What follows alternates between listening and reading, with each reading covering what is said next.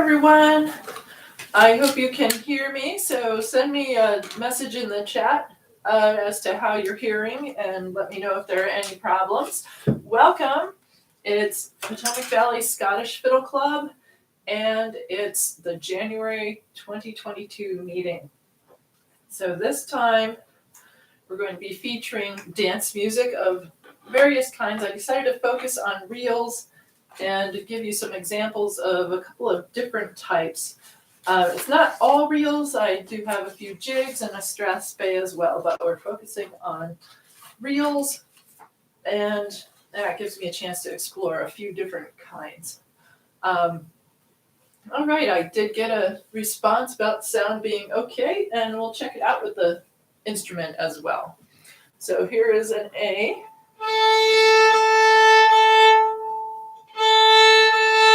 And if you haven't already tuned, this is a great time to tune, isn't it?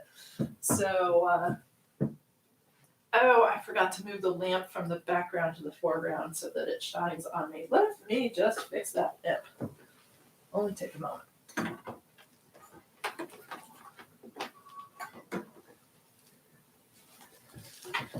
There we go. That should make the lighting just a little bit better here. Okay. So, one of the kinds of dance music I decided to put in this week's or this month's Fiddle Club is some Gaelic mouth music.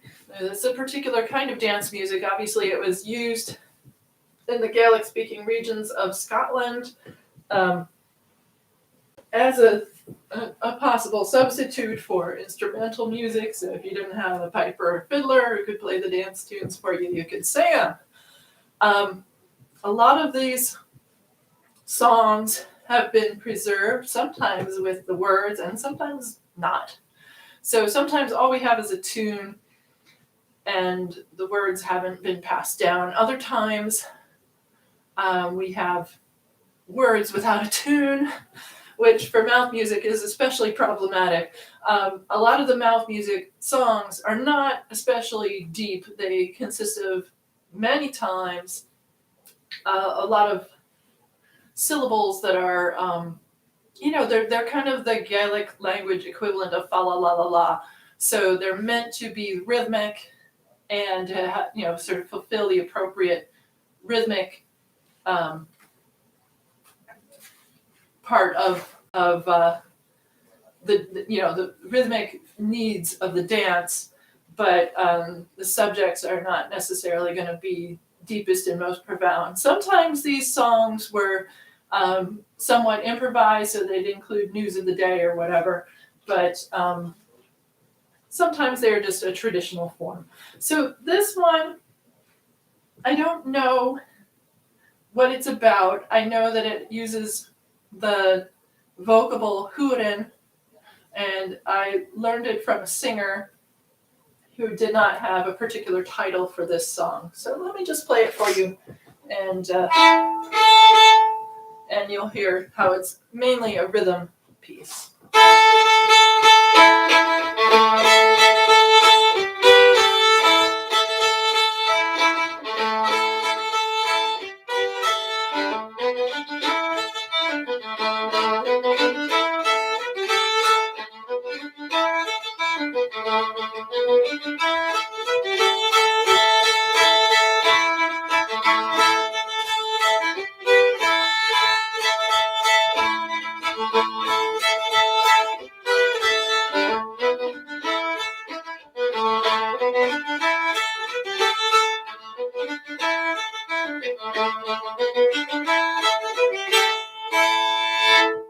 All right, so that is a reel for dancing, and it would be sung, and there are words for this, but I don't happen to know them. But it does involve the syllable hurin, which is just, that doesn't really have a meaning. It's like, deedle, deedle, deedle, or fa la la, or something along those lines.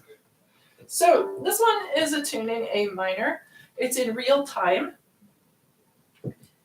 And it has a rhythm to it, which would be set by the words. The rhythm is not particularly linked to fiddle bowing. So your bowings, if you're playing a fiddle, could be kind of random. And I don't really care whether you start up bow, down bow, or what. So just on the note A, that rhythm.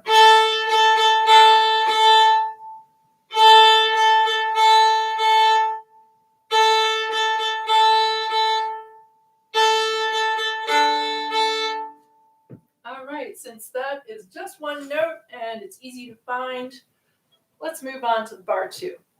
So bar 2, we need an E note and a low A. And the rhythm is this.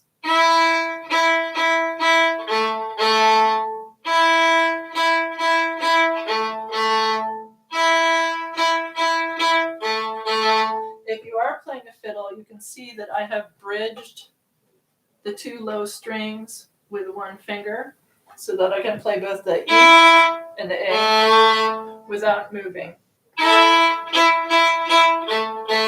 If you're on a different instrument, it may be a completely different scenario. I think that it's most problematic on fiddle or potentially mandolin.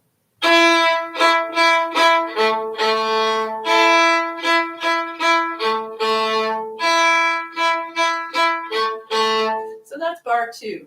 Bar 3, same as bar 1. So it's, again, a rhythm just on the note A. And it's the very same rhythm.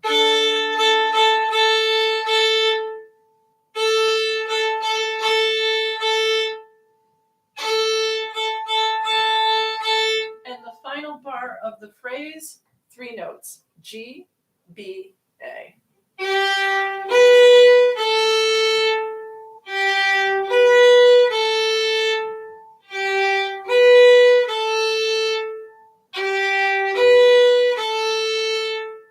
All right, that is in fact half the tune. Those 4 bars, repeat, makes 8-bar phrase, and then we have a second 8-bar phrase, 16 bars of the tune, you repeat it twice, so that you get a 32-bar tune for most dance moves. And so we've got all the pieces. Let's put them together. I won't speed the tempo up.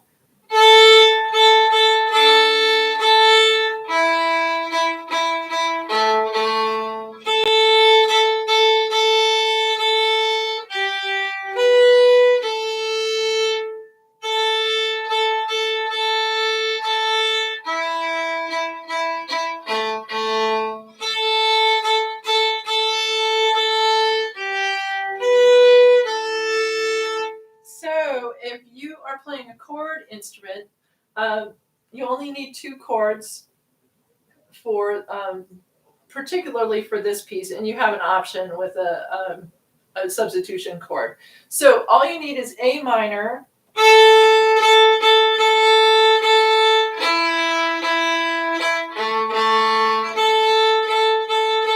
a G chord here, and back to A minor.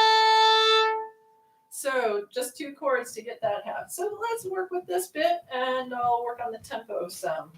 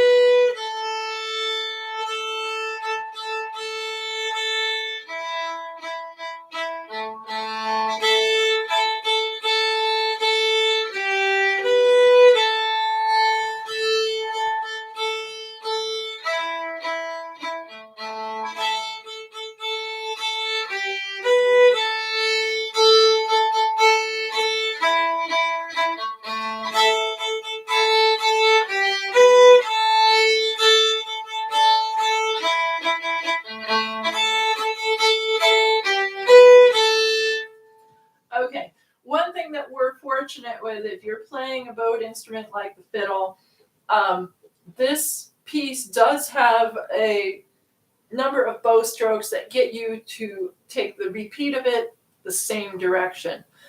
If you're playing a piece where somehow your bowings end up where you're starting the opposite way the second time through, it's often worth making a correction just so that you don't have to, in effect, learn two different bowing schemes to play the same notes. It's worth your while to have the bow going the same direction both times. All right, let's go on to the second part of this tune. And it's climbing the scale, but we're ignoring C notes. It's like, okay, we're not dealing with C notes. So I climbed up from A, B, skip C, right to D, and then E.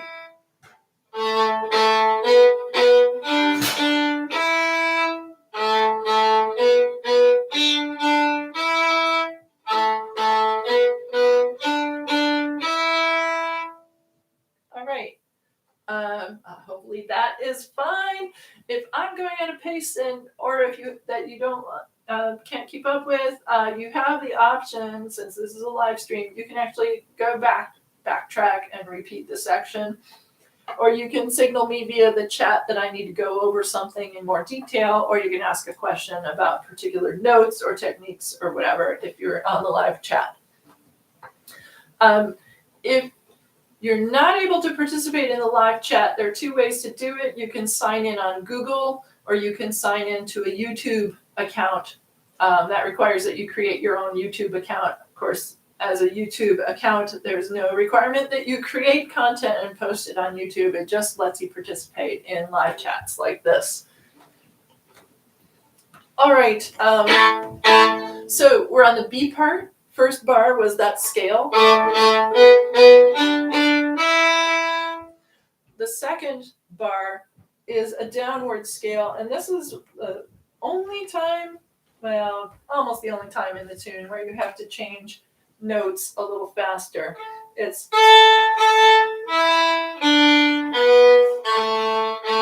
so it's two A notes, and then we're retracing that same scale with the hole for the missing C note right down. E, D, B, A.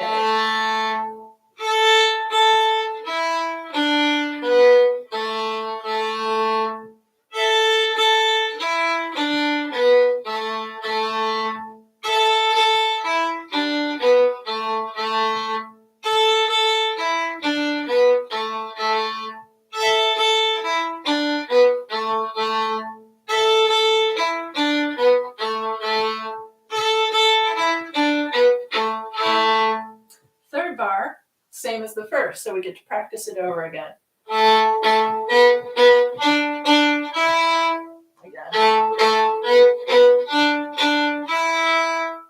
And the end of the phrase.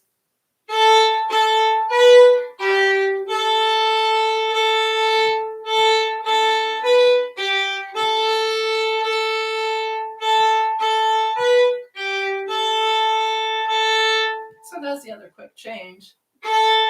B, G, A. All right. Well, let's put the second part of this tune together. A lot of scale work going on in this part of the tune. You always skip the C, no C in this tune at all.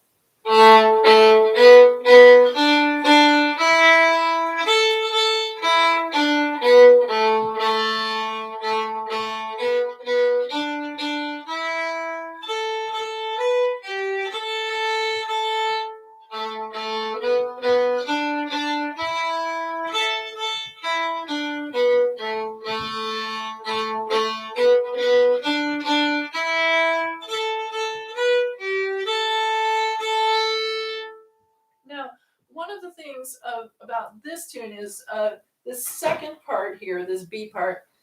If you just bow one stroke per note, you're going to come out uneven, and the second time through, your bow will be going the opposite direction. I already said that it's an advantage not to have to work out two different ways of bowing the same notes. So I would probably do some kind of little trick, such as I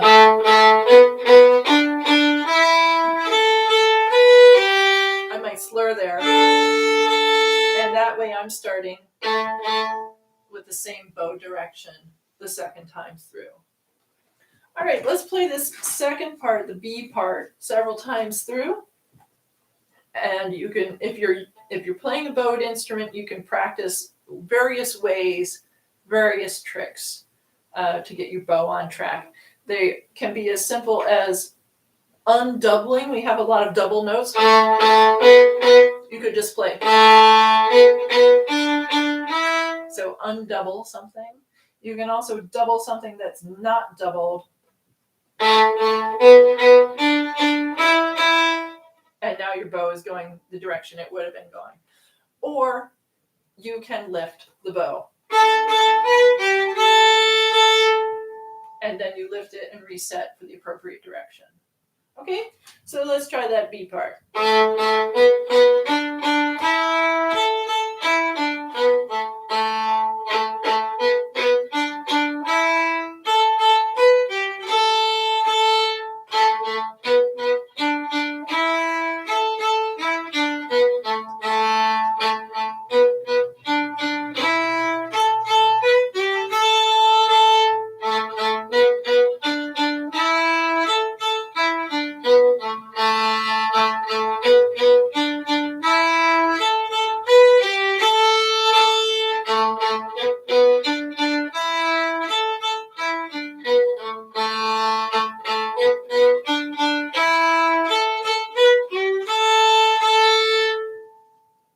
Let's put the whole tune together.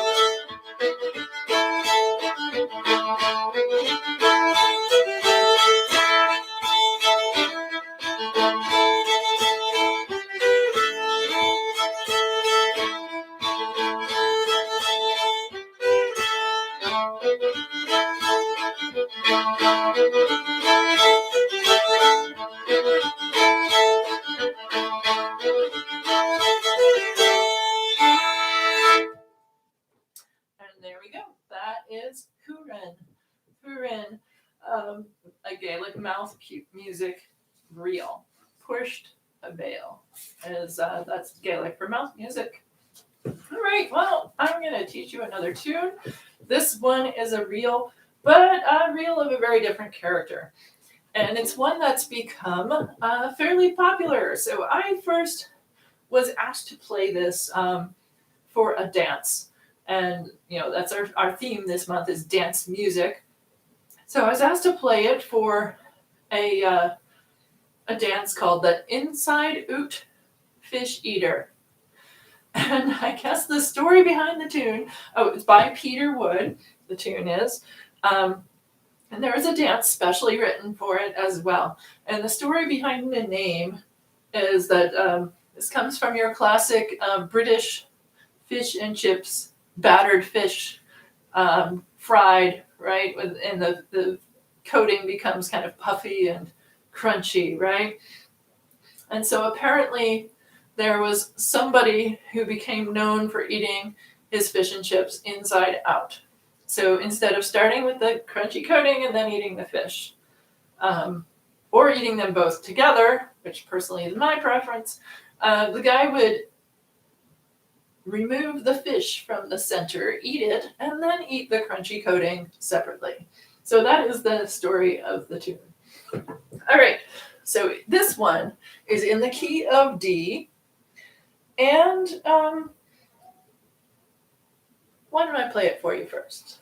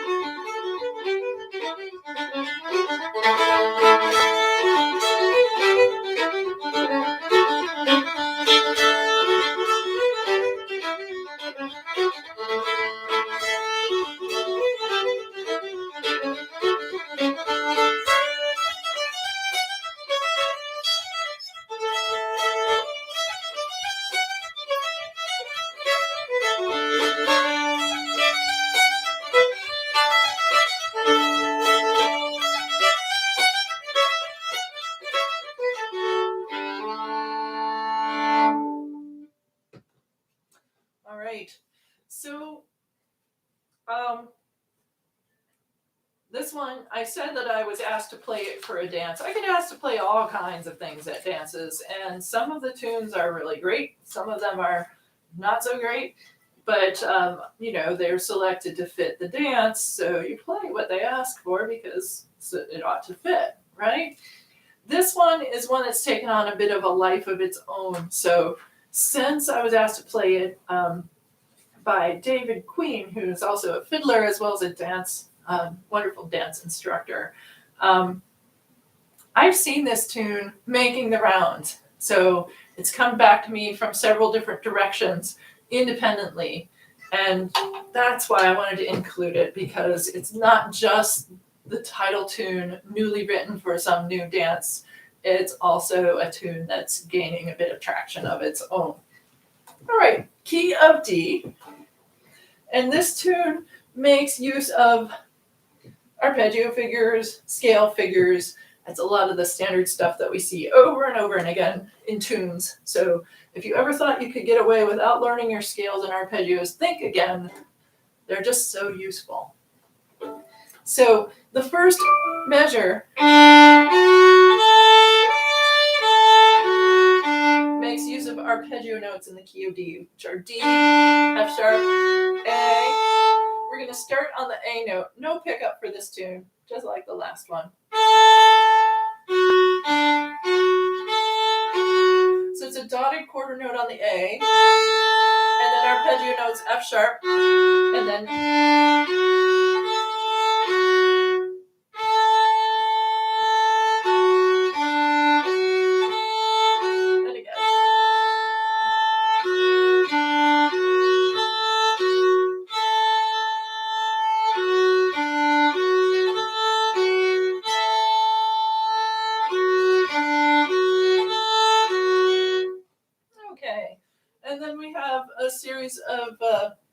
scale or gapped scale figures from here.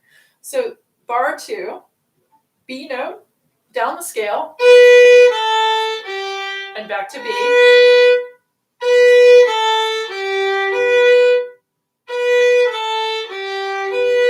Second half of bar 2, gapped scale. So you're making a hole where the F sharp would be and returning back up.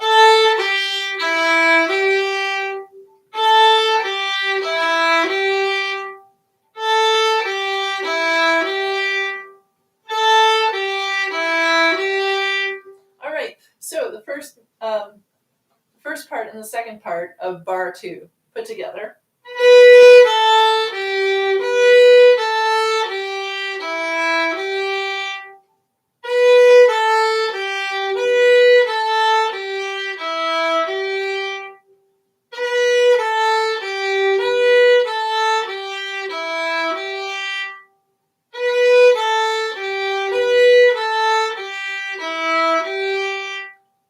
Bar 3.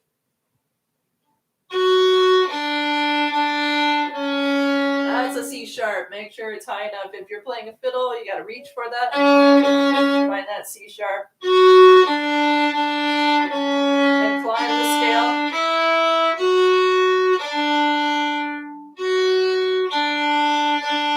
Reach for it.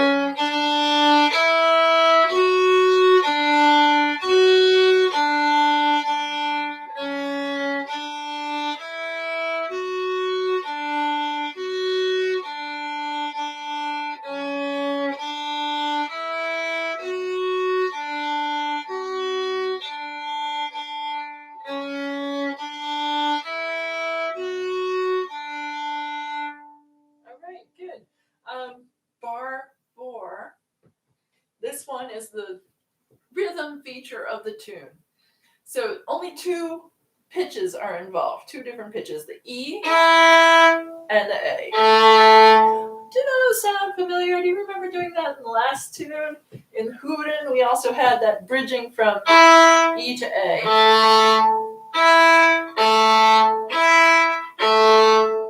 Okay, so in this case, once again, I am bridging the 2 strings with same finger.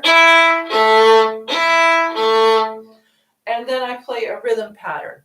We have 8 eighth notes in this bar, and they are grouped in group of 3, group of 3, group of 2.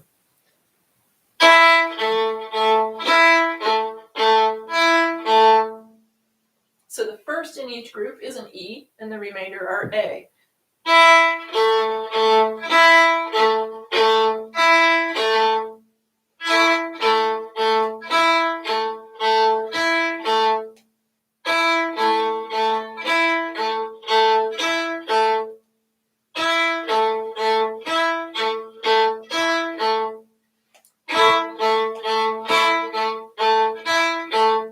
When you're going at full speed, it helps if you also group them as well. It gives kind of an exciting feel to the reel.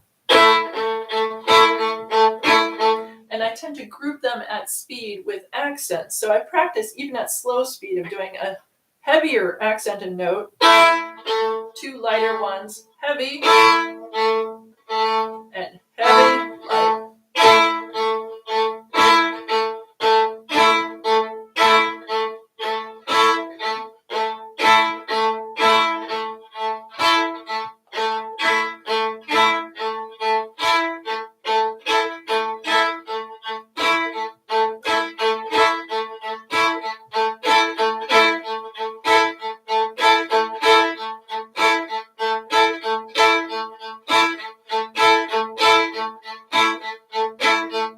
Okay, I get a little bit carried away on the rhythm thing, but it is the feature of this tune, and therefore something you ought to be paying some attention to. It's also the one, is kind of like the highlight point. It's and it'll stand you in good stead in the B part, where there's the same idea on different notes. All right, so far we have 4 bars of the tune. Why don't we put it together so that we don't forget where we are, what we've covered. So it started off with a dotted quarter note for the A and arpeggio notes. Scale bits.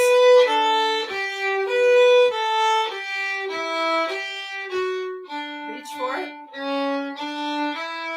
The rhythm. Let's do that again.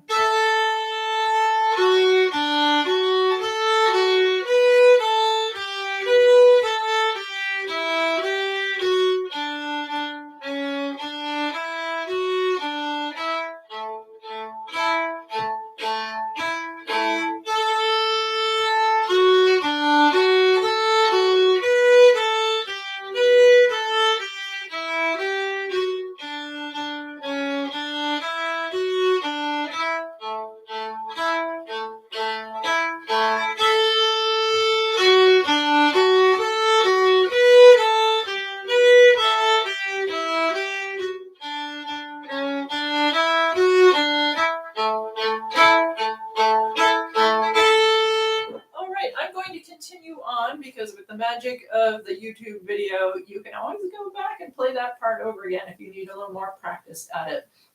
The second half of the A part starts just the same way. Most of it's the same.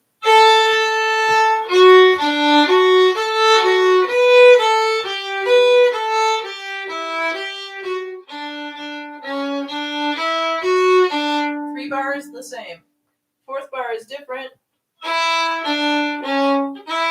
It's just a nice little ending. So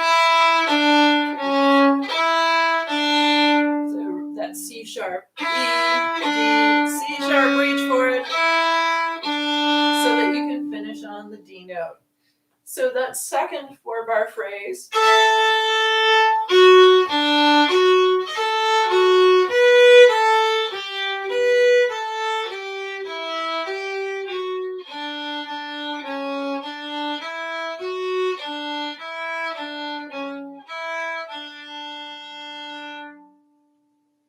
I'm not going to play it a whole bunch of times because I would like to put the whole 8-bar phrase together. You get 3 bars repeated both in the first half and second half of the phrase.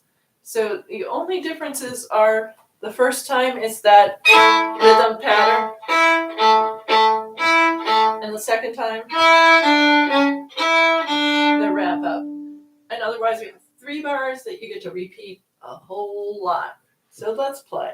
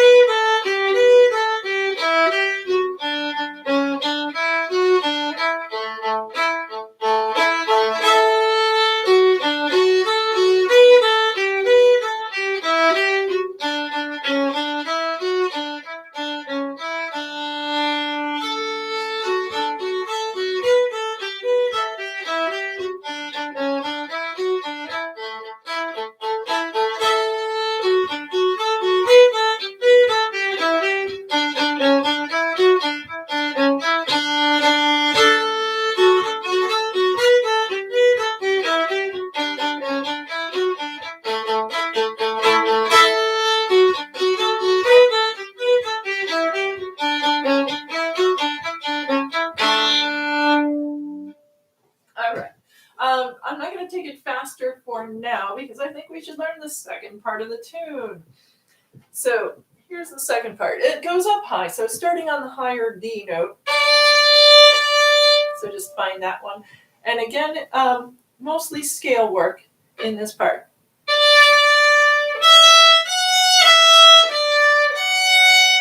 So find that. It's climbing the scale. And down the scale. And back to the high F sharp.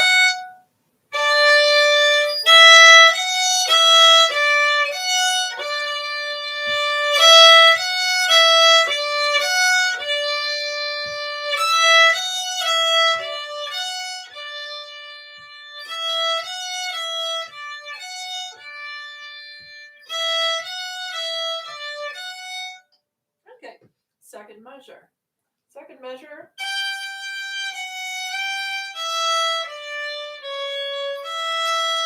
Again, a lot of scale work. G, F sharp to G again. And then down the scale from E. And returning to the E note.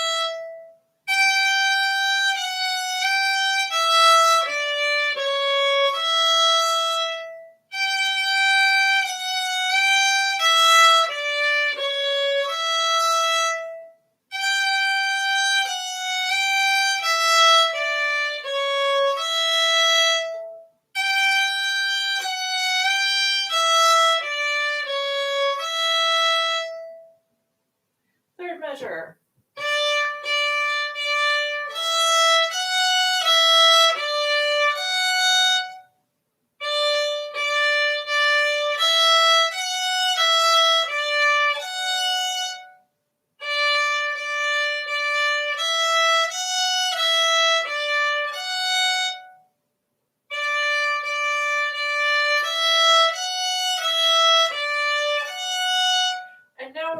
Halfway point, the end of the 4-bar phrase in the B part, and it's that same rhythm pattern with E and A, only this time up high, grouped in 3, 3, 2, just as before, only high up.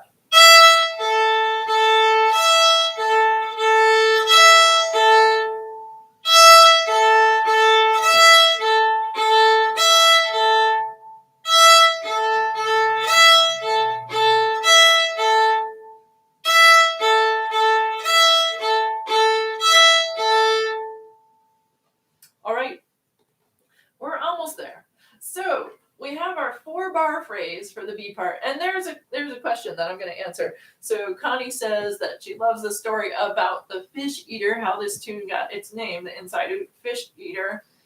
Does the dance have the same name? Yes. As far as I know, the dance is also called the Inside Out Fish Eater, and the one thing I don't know is who wrote the dance. I should probably find that out, but I don't have an answer for you at the moment. All right, so the 4-bar phrase of the B part put together starts with a dotted quarter note and then continues with lots of scale work till we get to the rhythm pattern.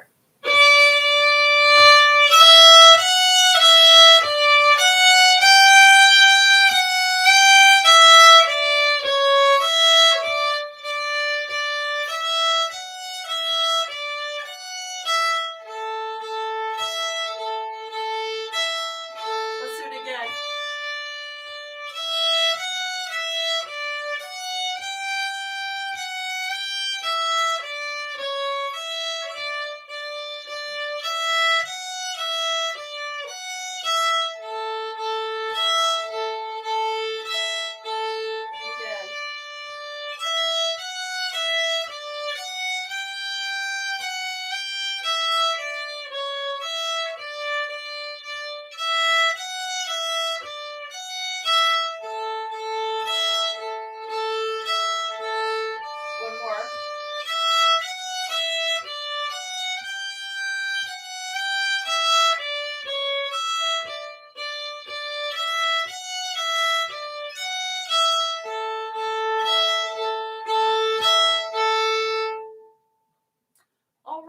Let's go on.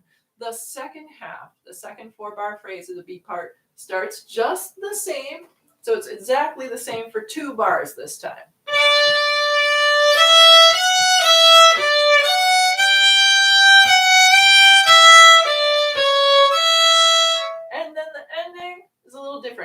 repeated Ds. Okay, that's how it did before.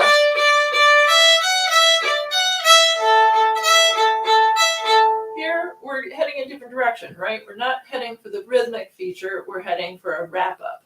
So the last two bars, here's the second to last one. It's climb the scale. Instead of repeated D, you climb the scale. And that sets you up for another scale feature, this time going down. So that second to last bar put together, climb the scale from D, down from E. Let's do that again.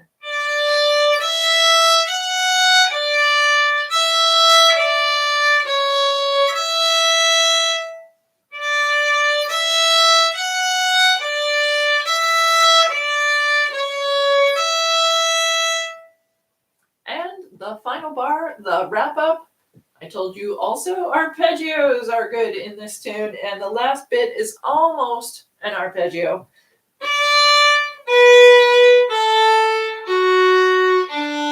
You need one more note, so we insert a B note in there.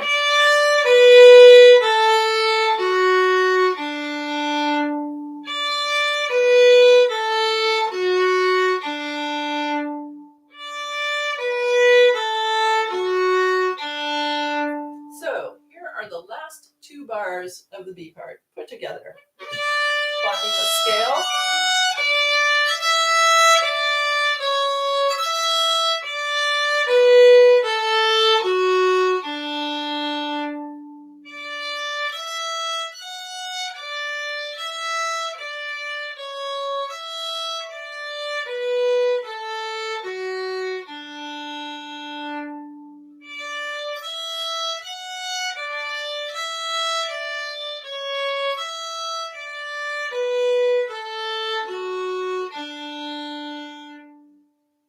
All right, I want to put the B part together for you. Our first 4 bars, we have the same start that we have to the second 4 bars. The first time, as we continue on to our last 2 bars of the phrase, it's a repeated D. And the rhythm pattern. And the second time, it's what we just practiced. So let's remember how it started. Dotted quarter on the D note.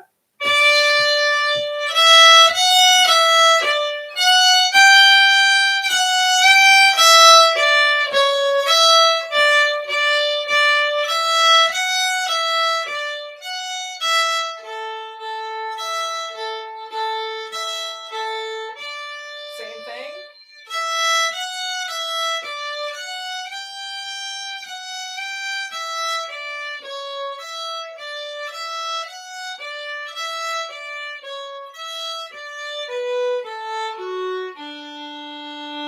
And that's the whole thing.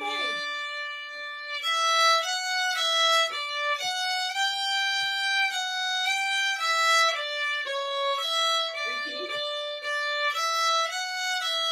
And the rhythm.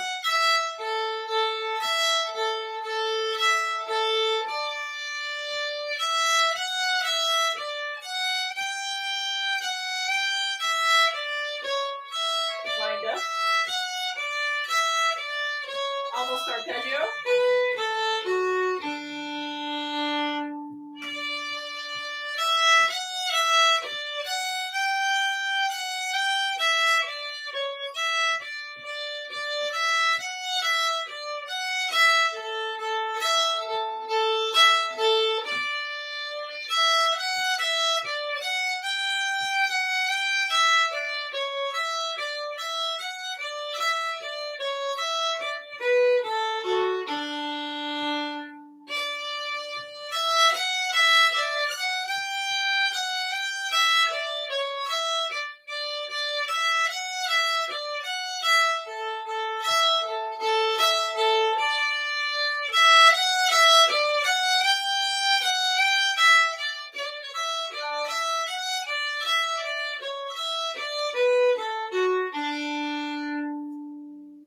All right, so I think we're ready to do the entire tune.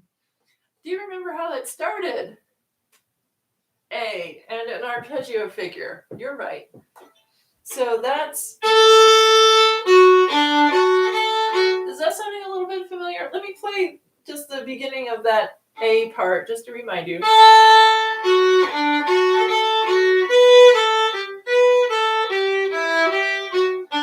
Reach and a rhythm figure. Okay, I think you're going to be able to do it now. So let's take it maybe just a little slower than that so that everybody can recall how this went. The A part, all 8 bars, repeats, and then we move on to the B. So we'll be doing the entire tune this time through.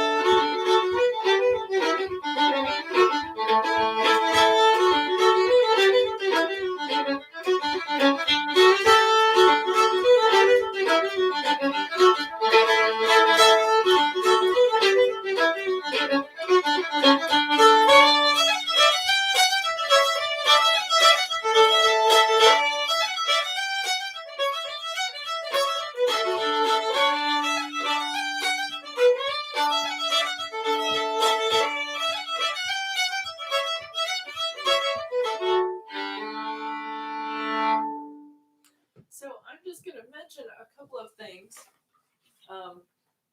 that I observed as I was speeding it up.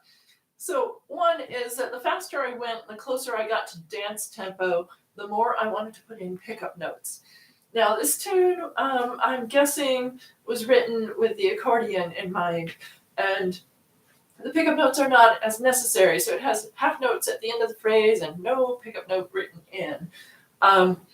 But for dance purposes, you really do want to have that preparatory beat. It tells dancers to get ready to move, and it's key. Now, if you're playing an accordion and you're doing a left-hand chords, your chord is going to provide that punch.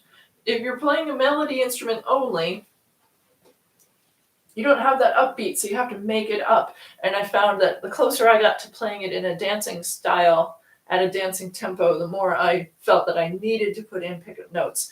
And so I just made them up. I end the phrase, and I have to get to an A, from that D note to an A note, so I just put some notes in between.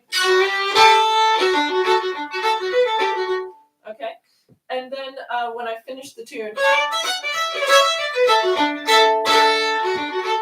I just put in a quarter note pickup note, just so that I had something to lead in to the start of the phrase. And that's basically what I have to say. There is a pattern of bowing that I was using as I went faster.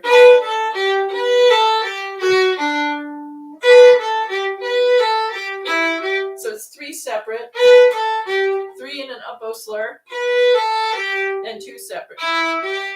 That is one of the standard dance pattern bowings that fits with a lot of reels. Now, the place where it gets a little wacky is it actually fits quite well, phrasing-wise, with the rhythm measure.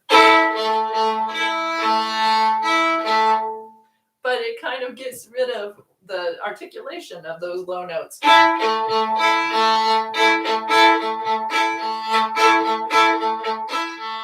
So I actually had to do a little re-emphasis in that up bow slur, because otherwise it just gets a little vague. It probably would be better if I actually abandoned that 3-3-2 pattern bowing with the slur in the middle for that rhythm measure and just played them separately.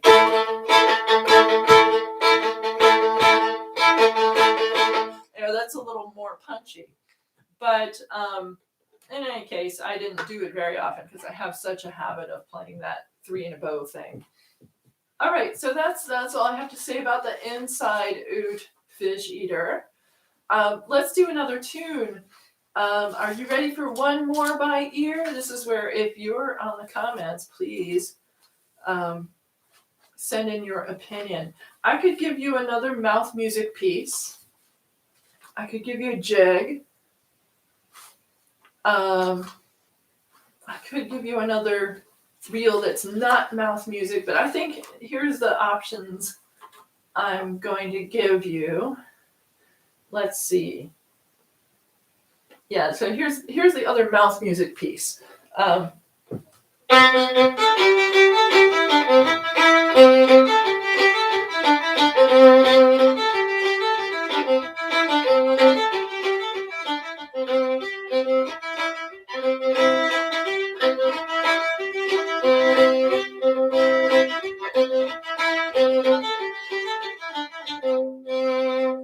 that's du Fingal.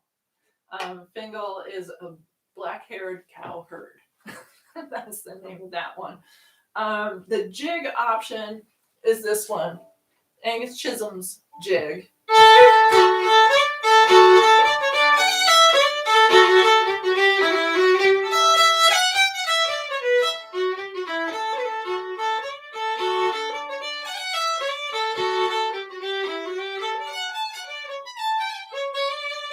Boy,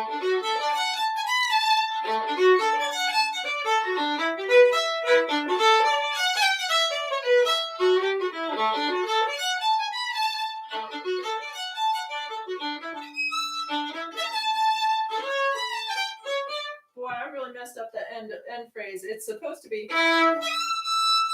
that E and that D. Let me try to put it in context.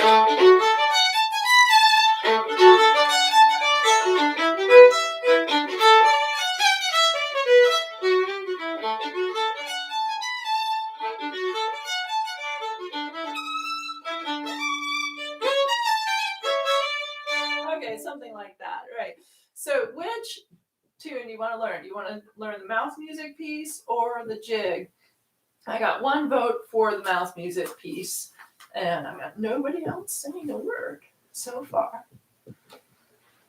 All right, I'll do the mouth music piece. So the title is Ha Ambuchala Du Fingal. So Fingal is, of course, just the Gaelic version of the name. Du means dark, black. Usually when it's describing a person, it means they have black hair. And Ha Ambuchala means there is a cow herd. But usually in this context, it basically says there is a cow herd in dark Fingal. So it just means that that's the way you say that he is that. It's a Gaelic construction. You wouldn't say in Gaelic, I am a teacher. You would say there's a teacher in me. So that is just the standard grammar for Gaelic. Now, it happens that those words would fit the rhythm of the piece, which is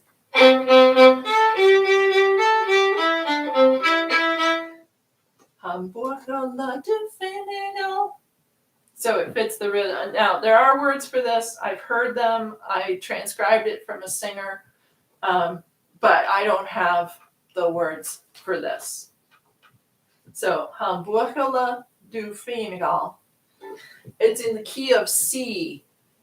So that's another thing about these mouth music pieces is they're often put in a range to fit, to suit the singer. Now, of course, if the singer is an alto or a soprano, then it would be in a different range. It might be the same tune but shifted up a few notes. If the singer is a male voice, it might be in a different range than if it's a female voice. So this one's in the key of C, and that's because the singer I transcribed it from sang it that way. So find your C note, and it's got a lot of repeated pitches.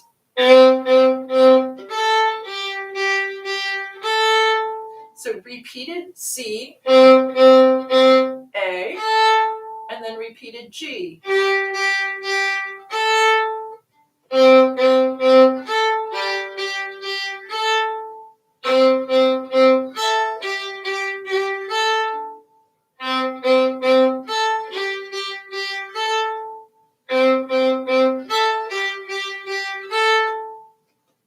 All right, so that's the first measure. The second measure is a scale with a hole in it. We're leaving F out of the picture because we don't have to decide in this tune whether to play it with the high second finger or low second finger on the fiddle. We can just ignore that because it doesn't happen. So G, E, D, C. So scale going down with that hole at the F. And then repeat E notes.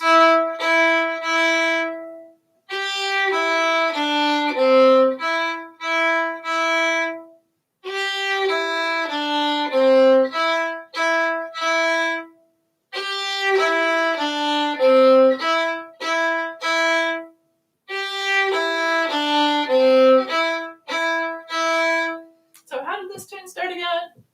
Repeated C notes, yes. So the third measure, same as the first, we'll learn them at the same time.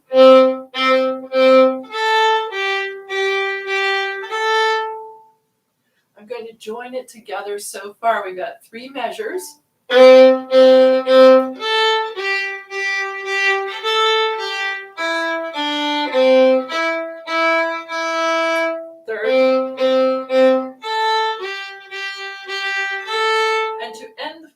It starts the same way as the second bar, but it goes up, so it could end on C instead of ending unresolved on E.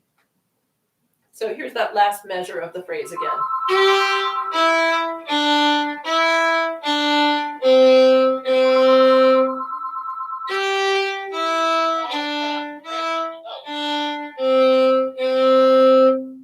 I always get a phone call during Fiddle Club workshops.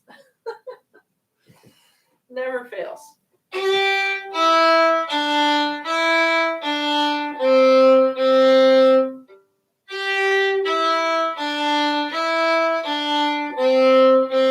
So that's our resolved phrase. All right, so that first part of this tune is just 4 bars long.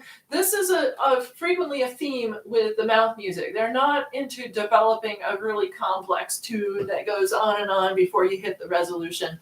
It basically has this 4-bar phrase, sometimes an 8-bar phrase where there's a lot of internal repeat.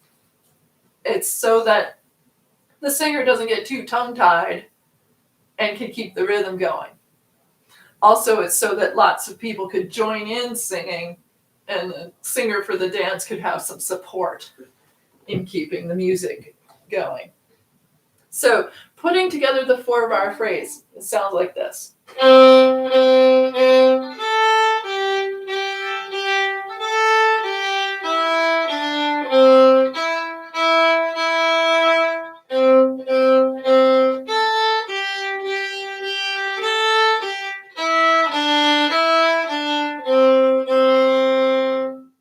Now, those of you playing bowed instrument, you may notice that every 2 bars your bowing gets messed up.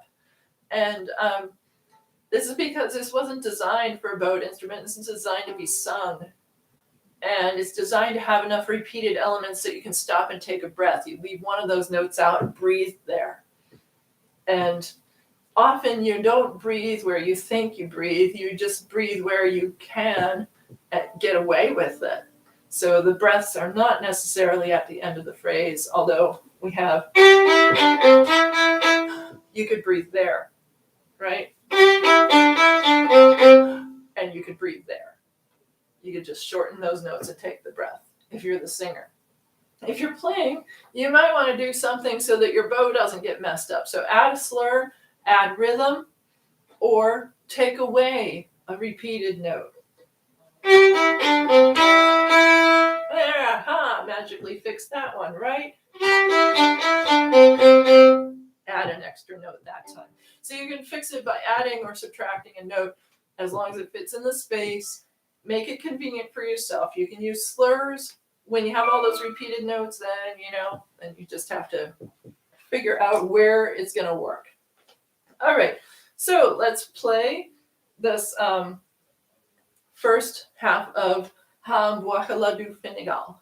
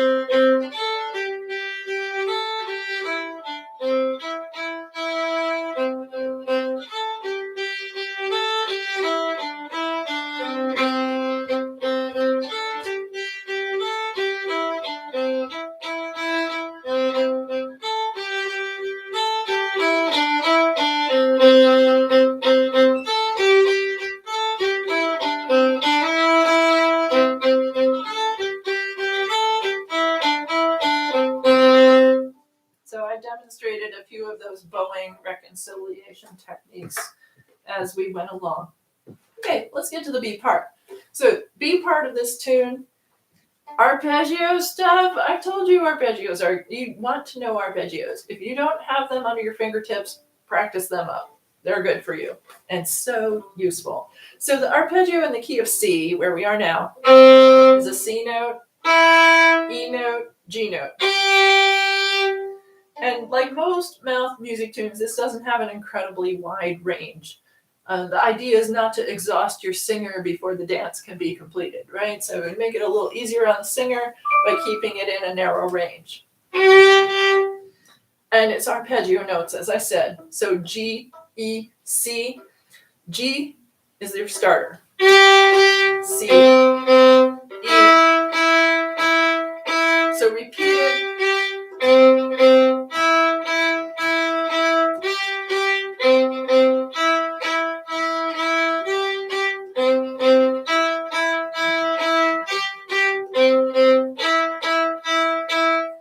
So it's repeated rhythms on constant pitches quite frequently in this tune.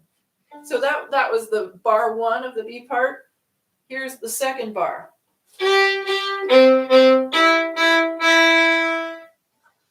Not that much different, right? In your written music, I've added a chord change there just to kind of spice things up a little bit. But it's really just the same as bar 1, except with a rhythm change.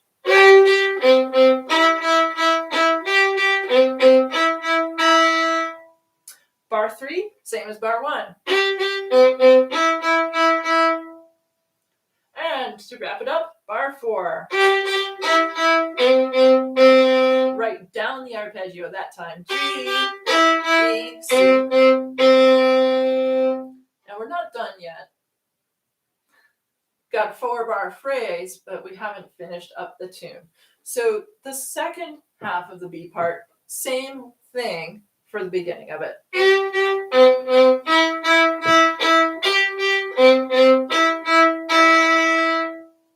And then we're going to recapitulate stuff from the first half of the tune.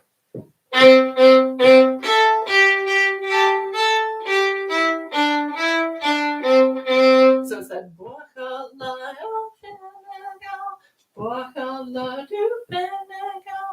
okay.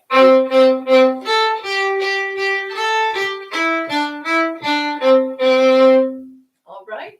So let me put that all together. The B part, 8 bars long, a lot of repetition with slight rhythmic variations. The cadence at the end of the 4 bars is straight down the arpeggio to C. Then you repeat some of that stuff and then grab the ending from the first part. Here's how it goes, the whole B part.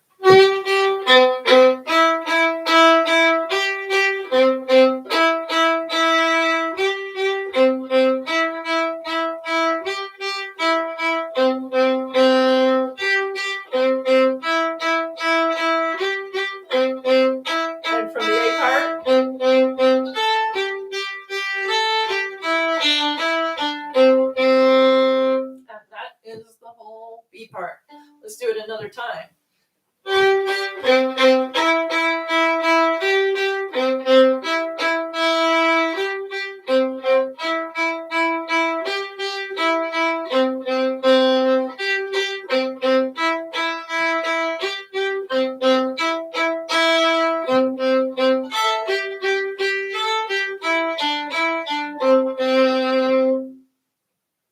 All right.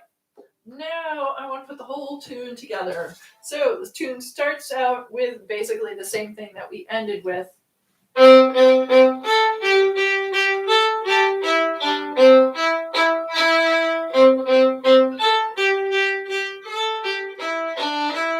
Repeat that.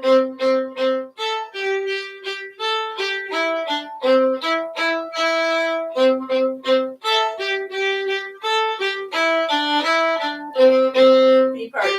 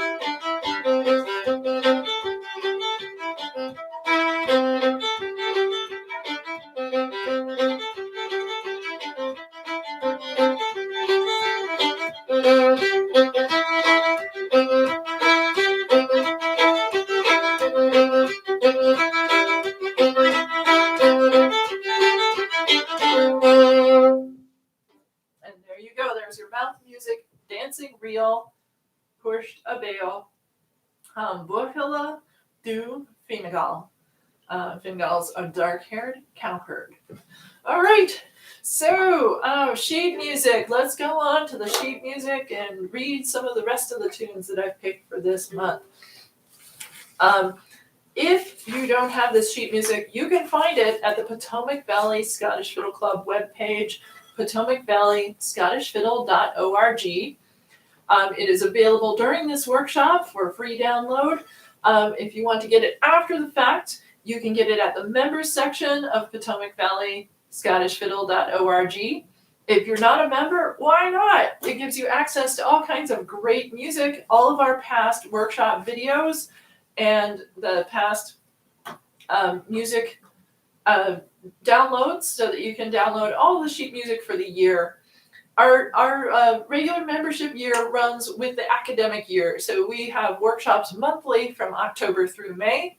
We take a bit of a break in the summertime in order to let people go on vacations or go to fiddle camps or go to workshops or go to festivals, which tend to happen in the summer. Of course, this is not a normal year, so who knows what's going to be happening.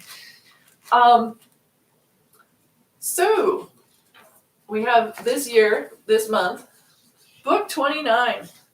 We've been at this for 29 years, and we have not missed a monthly workshop yet. Even with COVID, we've had these online workshops, and we're pleased that you stuck with us and continue to come to Fiddle Club by virtual means. In November and December, we had some limited in-person hybrid workshops. We're going to keep streaming, even when we're able to resume in-person workshops. But for January, we suspended in-person. Wait for this particular wave of virus to pass us by, and then we'll see about resuming some limited in-person workshops when we feel that the situation is a little safer for us. All right, so on page 14, we have Rob Ralston's Strathspey. This is by Hugh Dunlop, and so I was looking into him a little bit because his name keeps coming up. He is a composer of a number of tunes that appear in 19th century collections. You find his name in several of those collections, but one of them is Kerr's collections. They were published in the 1870s, 80s. They stayed in print through most of the 20th century. You can probably still buy them. And these are tune books with hundreds and hundreds of tunes in them. They're really hard to read because they felt it was necessary to stick the entire tune on one line of music. So it's all stuffed together. So that's the unfortunate thing about Kerr's collections, but the good thing is that they've got tons of tunes. Now, so I found out a bit about Hugh Dunlop. He was from Ayrshire and was, let's see, I've got some dates here. You go to those, you can find out a lot about various people through genealogy websites, but they often don't coordinate with things like what they do. They'll tell you when they were born and when they got married and who their siblings and their children were, but they will not tell you that they're a composer of fiddle tunes. So, as far as I can tell, Hugh Dunlop was born in 1829 in Ayrshire. He married Elizabeth Howitt, who is the sister of John Howitt. And you see on the bottom of this very same page, John Howitt's Reel. So there's this whole family connection. Also, interestingly enough, this Hugh Dunlop, his sister Jane, married John Howitt. So this guy was his double brother-in-law, both through being his wife's brother and being the man that his sister married. So Rob Ralston, I haven't been able to figure out who he was, but I think that Hugh Dunlop tended to write tunes for people he knew, so I'm going to assume he was a friend of the family or a personal friend or somebody in Ayrshire. So let me play this Strathspey for you.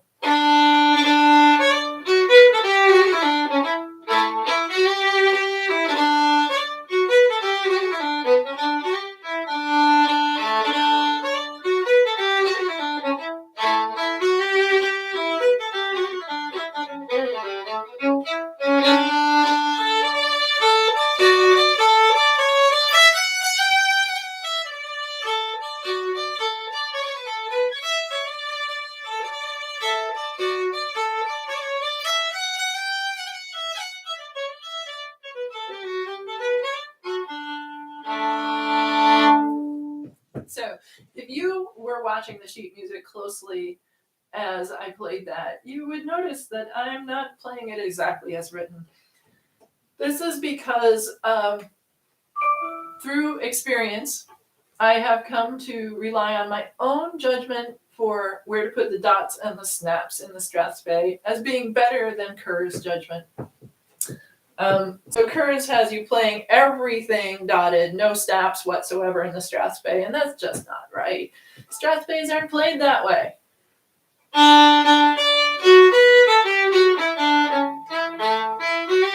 So I wouldn't dot that first one. That just sounds a little bland, and I would snap that for sure.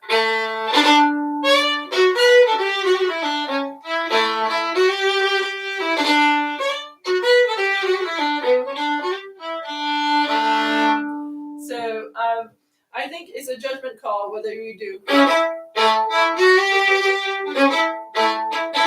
because you could make a case for dotting that.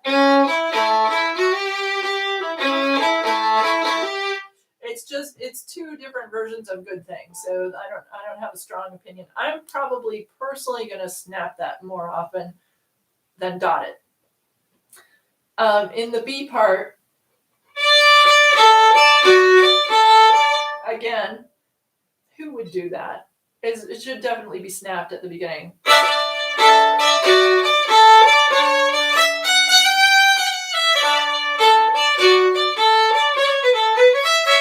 And every time that figure comes up. So those are the main places where I differ from what Kerr's wrote. By the way, Kerr, John Kerr, or James Kerr? Is it James or John? I didn't bring the book here to refer to it. Kerr was not a performer. He's a music publisher. So he's an editor of the music and a publisher of the music. He's not the person on the front playing these tunes. So, and I am. So I have a much better dance sense than James Kerr as to what is a good snap pattern for these Strathspeys. So you can trust me. All right, let's play through Rob Ralston's Strathspey together.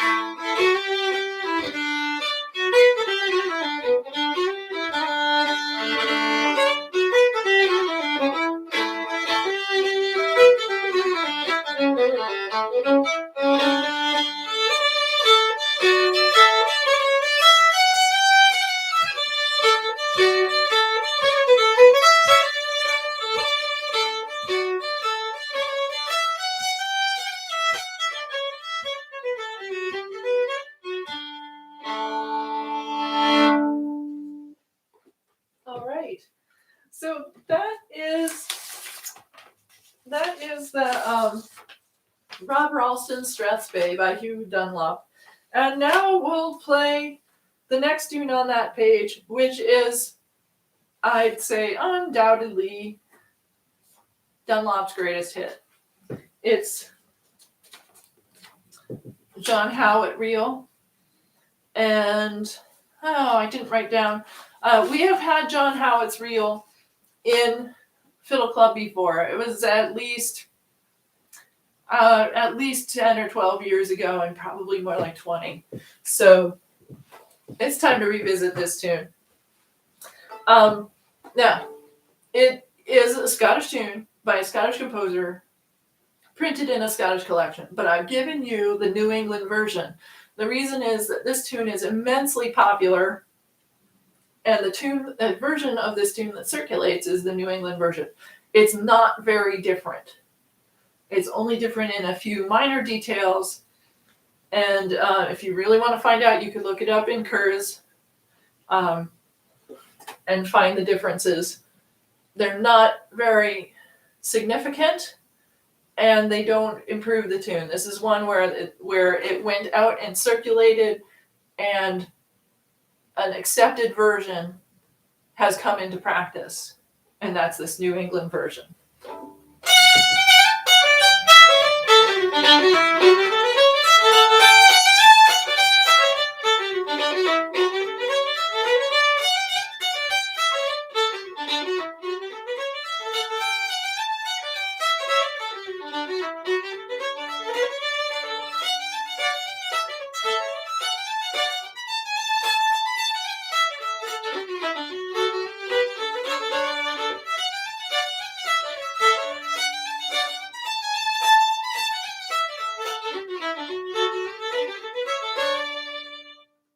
And that's John Howitt's Reel.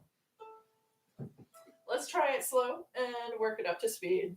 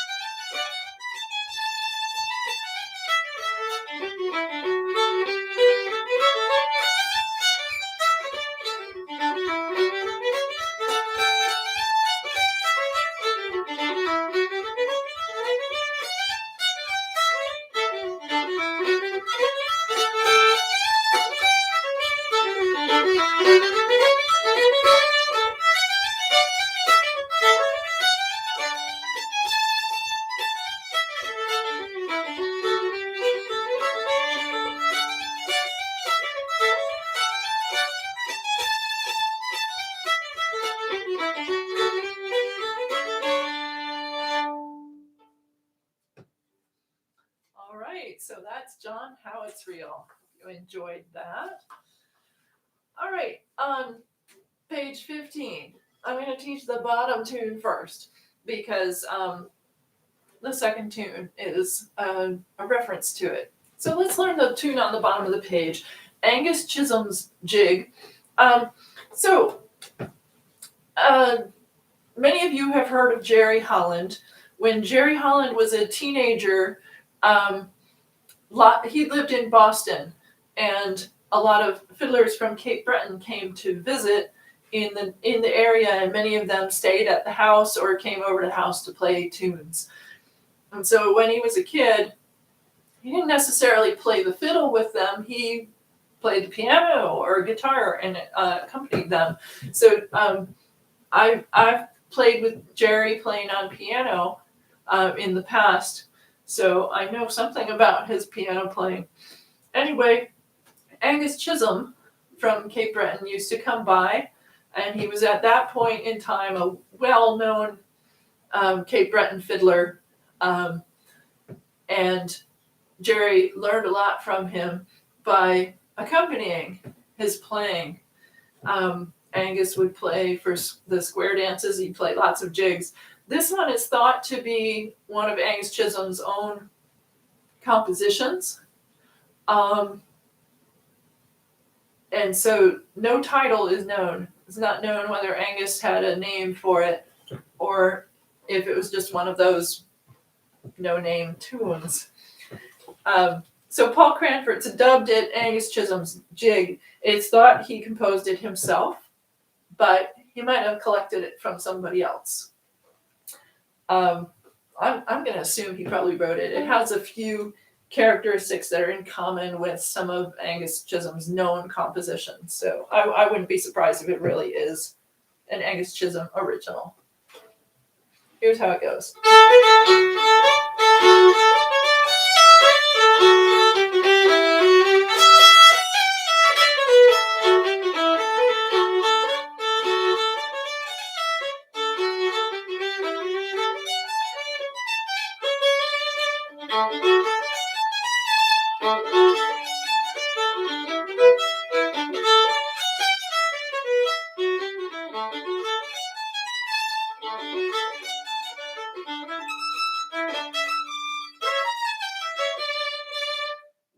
Okay, those high notes are still going to get me every time, I think. Let's play it slowly, okay?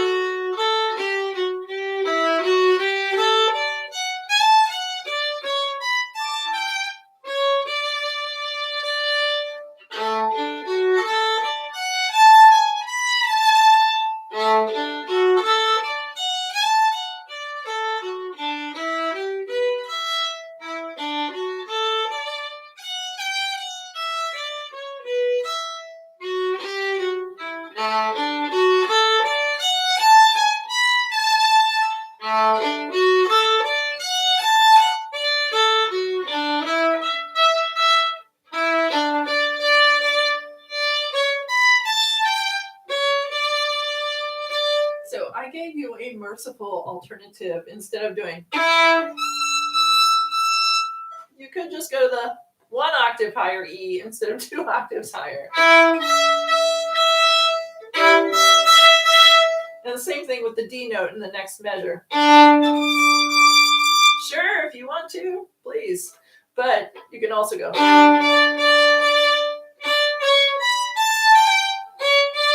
Now, I'm just going to tell you, Angus Chisholm, he would have gone high. He would definitely have played the high note.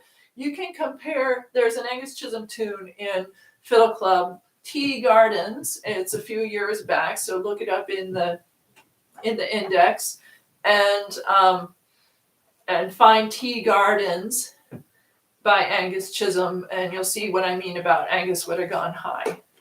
So let's play some more and bring it up to speed gradually.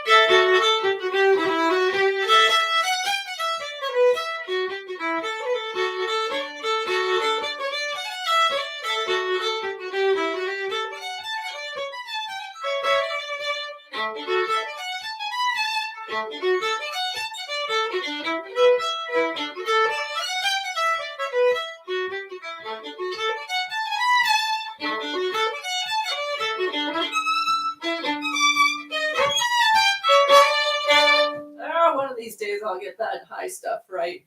Anyway, I push myself to do it because I want to learn it the Angus way. But if you were playing in the lower octave, totally fine. Nobody's going to miss the high notes if they don't hear them, right? Now, there was a particular reason that I wanted to teach this Angus Chisholm jig first before teaching the other tune on this page, at the top of the page, A Memory of Angus by Jerry Holland.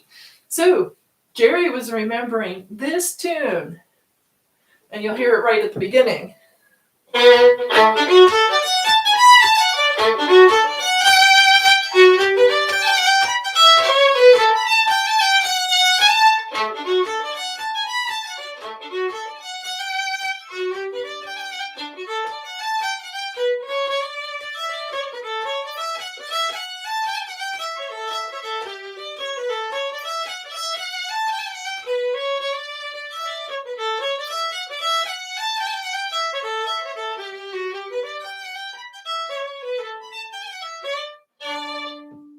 So Jerry was trying to capture the spirit of Angus Chisholm's fiddling when he wrote that. And, you know, out of his brain from back when he was a teenager playing along with Angus on the piano, that little bit from the B part of Angus's tune, that became the opener and the takeoff point for Jerry's tune.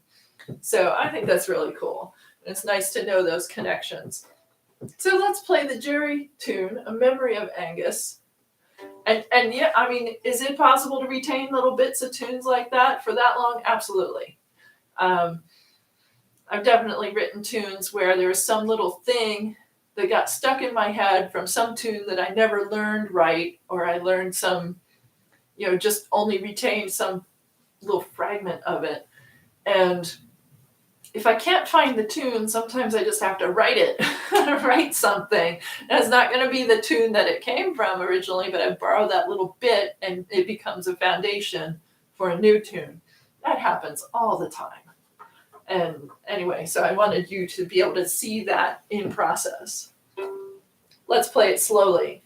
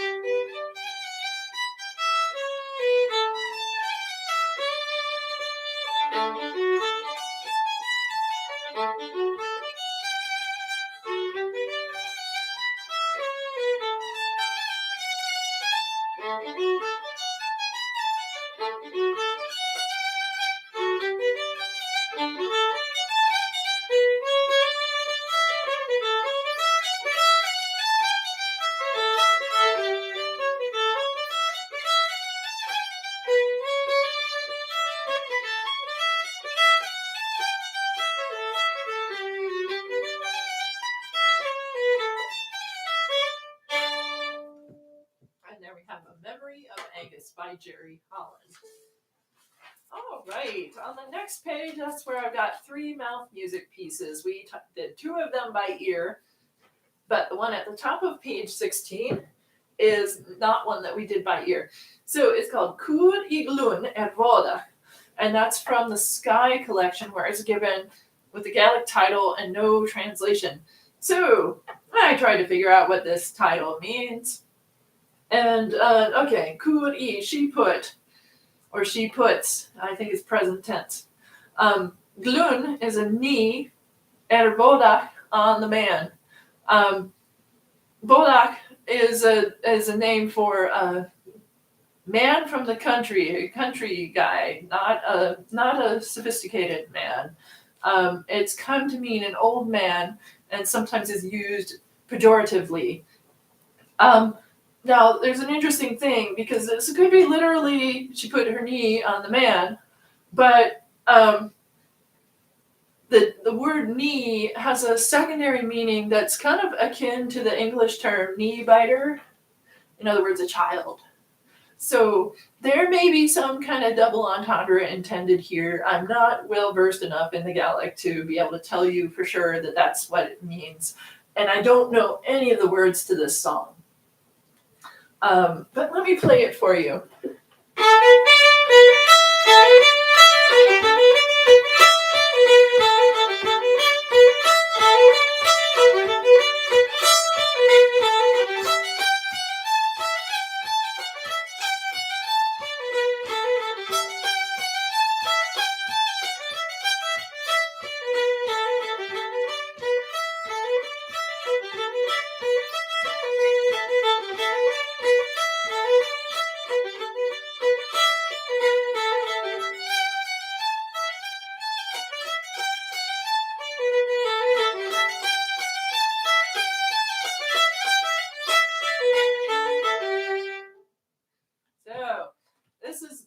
definitely a mouth music type of tune and also an old type of tune because of the chord structure and the rhythmic patterns.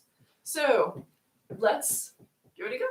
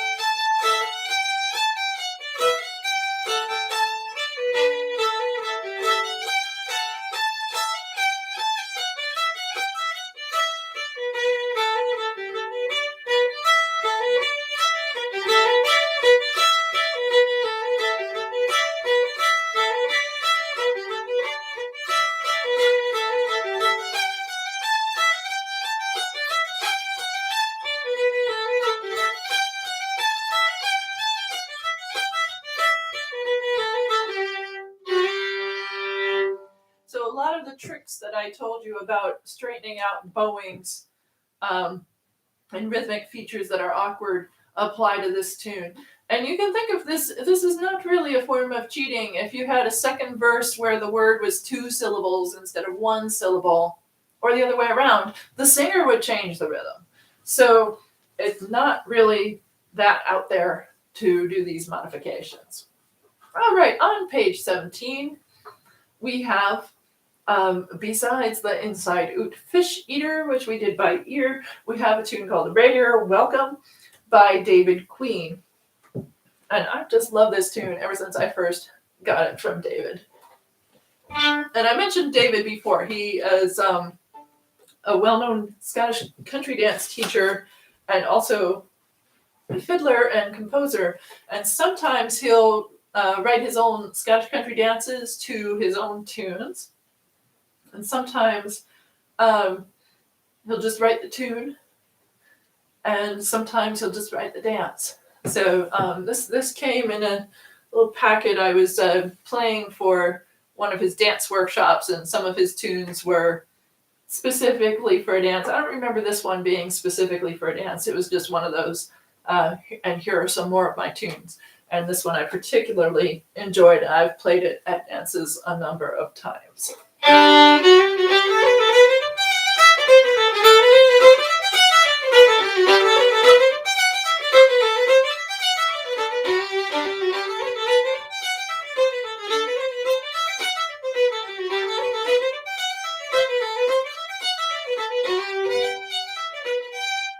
messed that up. I do that every time, right? B part.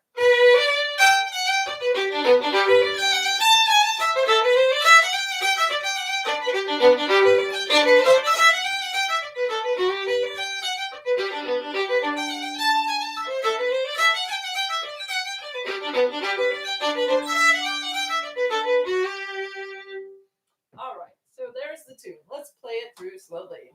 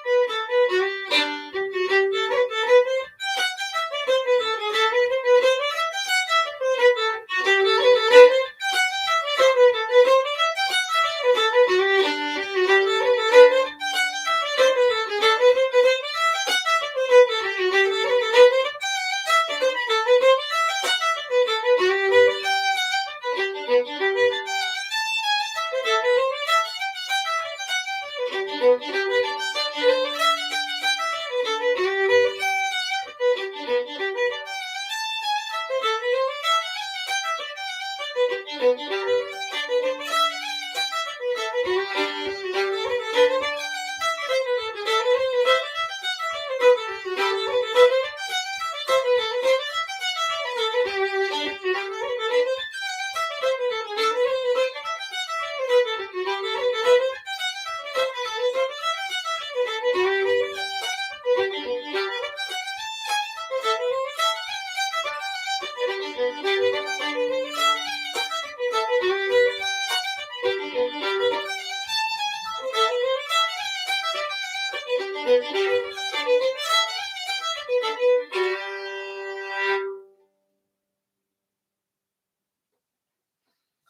right, so that's Ready or Welcome by David Queen.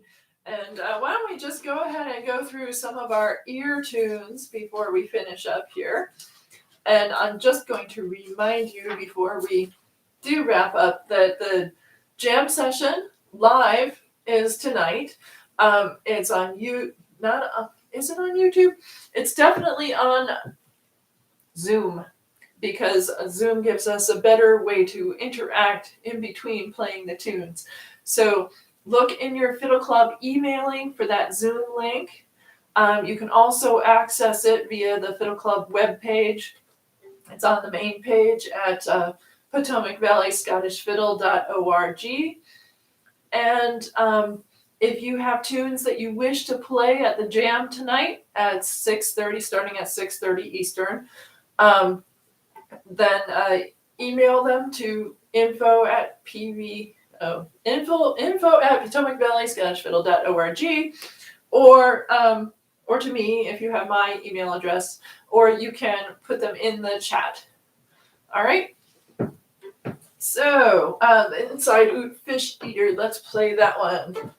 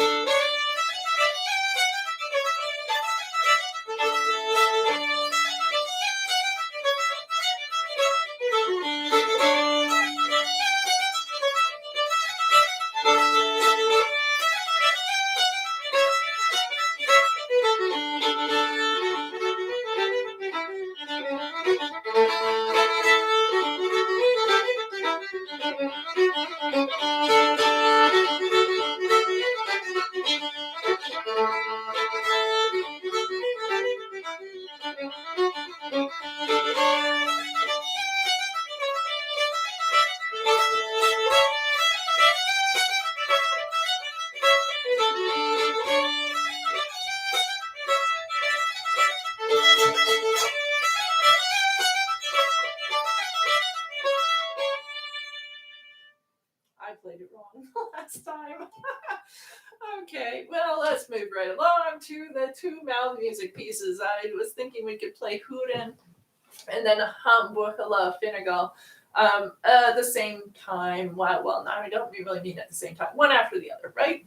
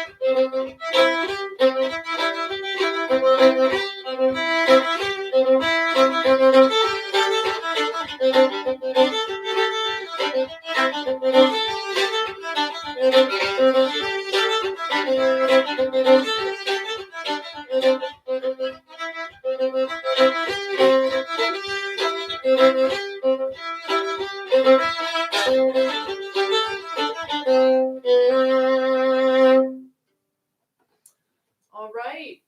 Well, I hope you have enjoyed the dancing music from this month's workshop. It took all forms, mouth music pieces, standard Scottish country dance type tunes from the 19th century, and modern Scottish country dance type tunes, and some Cape Breton jigs that would be just wonderful for Scottish country dance as well as for Cape Breton dance. So I hope you've enjoyed the selection today, and join me for the jam session on Zoom at 6:30. I'm just going to remind you, our meetings, live stream or in person when we can, are the second Sunday of the month typically. So our next meeting date is February 13th. So put that in your calendars and see you then. See you at the jam tonight.